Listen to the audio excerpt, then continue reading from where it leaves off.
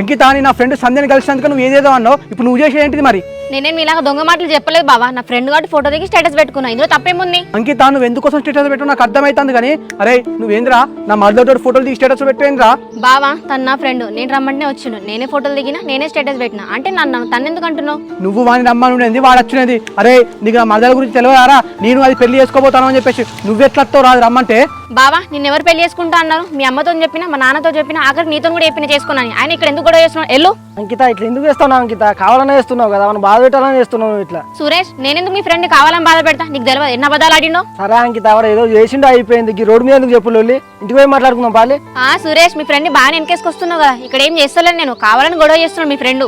నీతో కాదు అంకిత, అరే మంచి మరా చెప్తాను, నువ్వు ఇక్కడ చెల్లిపోతావా లేకపోతే తన్నులు తింటావా? ఎందుకు బా ఊకున్నాడు ఎక్కువ మాట్లాడతాను, చెయ్యేసి చూడు.